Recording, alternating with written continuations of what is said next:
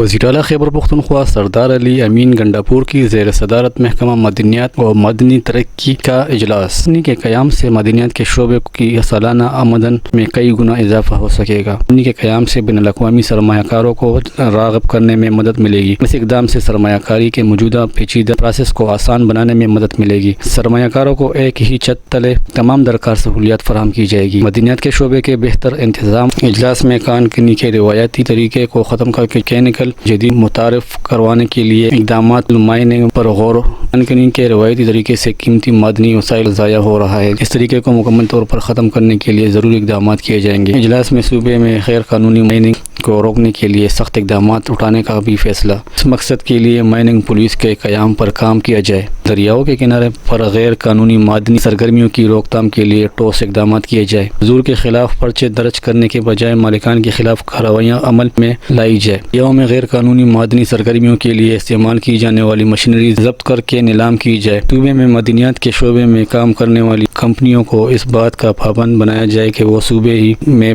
Processing plants لگائے۔ یہاں processing plants لگنے سے لوگوں کو روزگار کے مواقع فراہم ہوں گے۔ صوبے کے معدنیات کے شعبے میں آمدن پیدا کرنے کی سب سے زیادہ استعداد موجود ہے۔ موجودہ صوبائی حکومت اس استعداد کو بھرپور انداز میں استعمال میں لائے گی۔ صوبے کے تمام دستیاب وسائل اور اثاثوں کا مؤثر انداز میں استعمال صوبائی حکومت کی اہم ترجیح ہے۔ اس مقصد کے لیے ٹیکس مینجمنٹ کا جدید اور مؤثر نظام واضح کیا جائے۔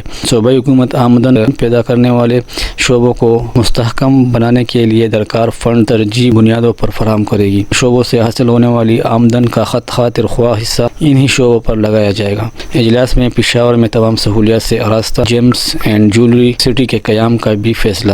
جیمز اینڈ جیولری سٹی میں دیگر سہولیات کے علاوہ جدید لیبارٹری کی سہولت بھی موجود ہوگی۔ کیمرہ مین محمد فیصل کے ساتھ لیاقت زمان، امن ٹی وی، پشاور۔